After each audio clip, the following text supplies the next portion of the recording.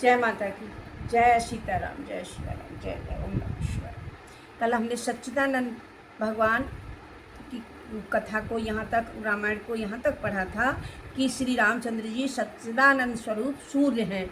वह अज्ञान रात्रि का लवलेश नहीं है। श्री षडैश्वर्य युक्त भगवान स्वभाव से ही प्रकाश रूप हैं। वहाँ तो विज्ञान रूपी प्रातः काल भी नहीं होता, वो तो खुद ही प्रकाश है। तो कल हमने पढ़ लिया था कि भगवान प्रकाश के कोश हैं, सब रूपों में प्रकट होते हैं और विभूतियों में सब में प्रकट होते हैं, अथवा जगत के स्वामी हैं। वही रघुकुल मणि श्री रामचंद्र जी, भगवान शंकर कहते हैं कि वही मेरे स्वामी हैं। और एक ऐसा कह करके शिव जी ने उनको अपना मस्तक नवाया। आज हम आगे शुरू करते हैं। चौपाई है, निज भ्रम नहीं समुझै अज्ञानी, प्रभु पर मोह धरहि जड़ प्राणी। जथा गगन घन पटल निहारी, हुआ झाँपे भानु कहे कुविचारी। अपने भ्रम को अज्ञानी समझ नहीं पाते हैं और वे मूर्ख प्रभु की श्री रामचंद्र जी पर ही मोह का आरोप लगा देते हैं। जैसे आकाश में बादलों का पर्दा देख करके जो अज्ञानी होते हैं वो कहते हैं कि सूर्य ढक गया है, लेकिन सूर्य ढकता नहीं है, वो बादल आ जाते हैं तो वो हमको नहीं दिखाई देता। बाकी सूर्य का प्रकाश चारों तरफ घूम रहा है, केवल उतनी जगह पे जहाँ बादल हैं उसी जगह नहीं, उनको जहाँ तुम खड़े हो दिखाई नहीं दे रहा, लेकिन सूर्य नहीं ढका है, सूर्य तो अभी भी प्रकाशित है। चितव जो सुलोचन अंगुली लाए, प्रकट जुगल सीते ही के भाए। उमा राम विश्वक आसरो मोहा, नवतम धूम धूर जिम सोहा। जैसे कहते हैं कि अपनी आँखों में अगर तुम उंगली लगा लो तो उंगली लगाने से तुमको चंद्रमा भी दो दिखाई देते हैं। एक चंद्रमा आँख पे उंगली लगाओगे तो दो दिखाई देगा। उसी तरह भगवान शंकर कहते हैं कि उमा जी श्री राम के विषय में भी इसी प्रकार का मोह की कल्पना करना कुछ वैसा ही है जैसे आकाश में अंधकार, धुआं और धूल को सोहना दिखना होता है। कि जो हमको आकाश में धूल धुआं दिख रहा है, उसी तरह भगवान की जब तक हमें नहीं दिखाई देते तब तक हमको वो सब चीज़ें, अन्य चीज़ें दिखाई देती रहती हैं। जिस प्रकार आकाश निर्मल और निर्लेय है, उसी प्रकार भगवान श्री रामचंद्र जी नित्य निर्मल और निर्लेप हैं।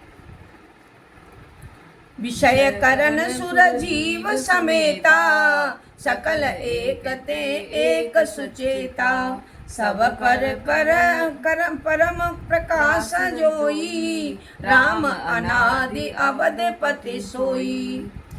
विषय इंद्रियों के देवता और जीव, ये सब के सब एक दूसरे की सहायता से चैतन्य होते हैं। जैसे हम लोग समाज में रहते हैं, सब एक दूसरे की सहायता से ही चलते हैं, कोई अकेला नहीं चलता। उसी तरह है, विषय हैं, इंद्रियां हैं और इंद्रियों के देवता हैं और जीव जंतु हैं। वे सब एक दूसरे पर निर्भर हैं और एक दूसरे की सहायता से ही चैतन्य होते हैं। जो सबका परम प्रकाशक है, अर्थात जिसके कारण इन सब में प्रकाश होता है, वही अनादि और ब्रह्म है, वही अनादि ब्रह्म है, जो अयोध्यापति श्री राम कहलाए जाते हैं। जगत प्रकाशक रामू, मायाधीश ज्ञान गुण धामू। जासु सत्यता ते जड़ माया, भास सत्य इव मोह सहाया। अतः सारा जगत प्रकाश्य है, प्रकाशित हो रहा है और श्री राम जी इसके प्रकाशक हैं। वे माया के स्वामी और ज्ञान तथा गुणों के धाम हैं, जिनकी सत्ता से मोह की सहायता पाकर जड़ माया भी सत्य सरीखी ज्ञान पड़ती है।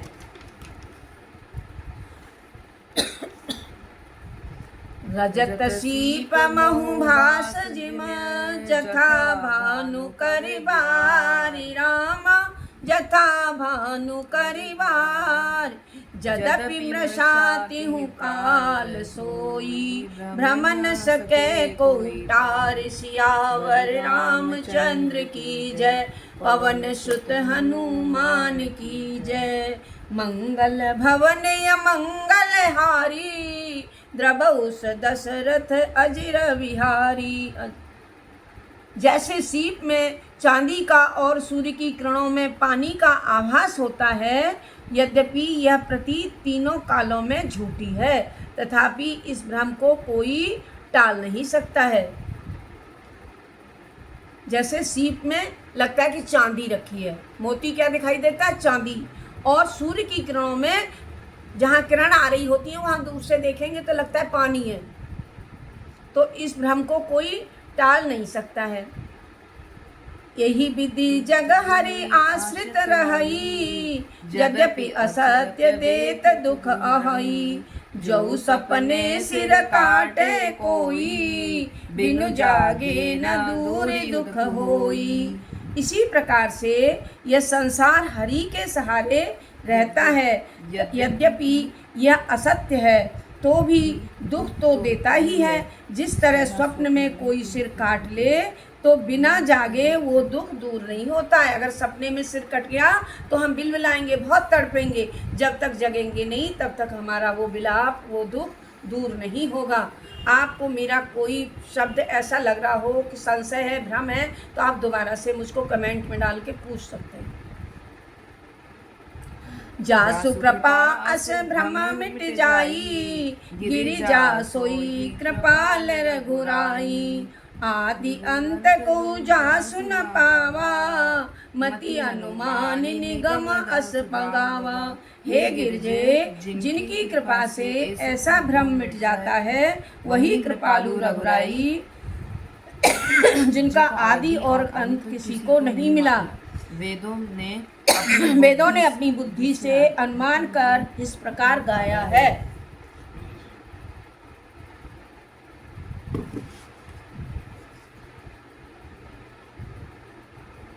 बिनु पद चले सुने बिनु काना, कर बिनु कर्म करे विधि नाना। आनन रहित सकल रस भोगी, बिनु बानी बकता बड़ जोगी।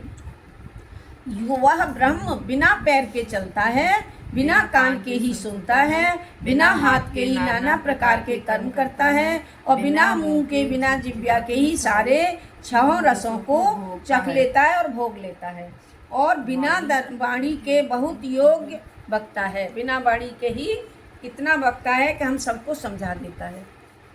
तनु बिनु परस नयन बिनु देखा, ग्रहे धान बिनु बास अशेषा।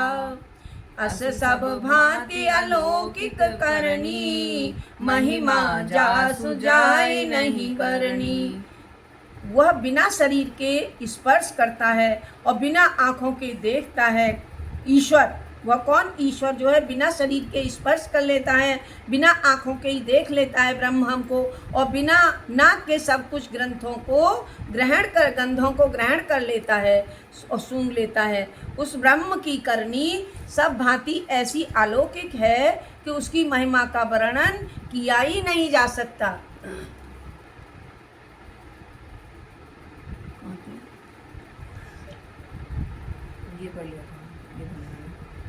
बिनु पद चले बिना कान, सुवाणी के बहुत योग्य वक्ता है और बिना गंधों के ही ग्रहण कर लेता है। जहाँ ब्रह्म की करनी सब भांति ऐसी अलौकिक है कि उनकी महिमा का वर्णन हम नहीं कर सकते, कोई भी नहीं कर सकता। जेहि इमी गावहि वेद बुध, जाहि धरहि मुनि ध्यान। रामा जाहि धरहि मुनि ध्यान।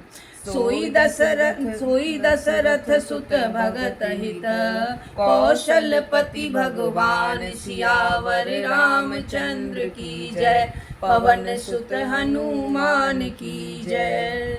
मंगल भवन अमंगल हारी, द्रबहुस दशरथ अजिर विहारी।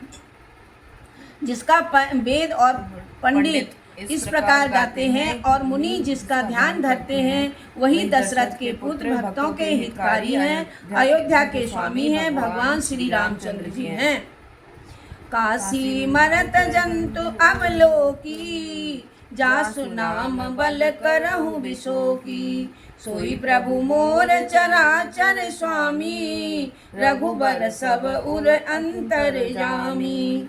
जिनके नाम के बल से काशी में मरते हुए प्राणी को देखकर मैं उसे शोक रहित कर देता हूँ, वही मेरे प्रभु इष्ट देव श्री रामचंद्र जी, जड़ चेतन के स्वामी और सबके हृदय की वृत्ति जानने वाले हैं एवं प्रेरक और सबको प्रेरणा देने वाले, वही हमारे सबके प्रेरक हैं।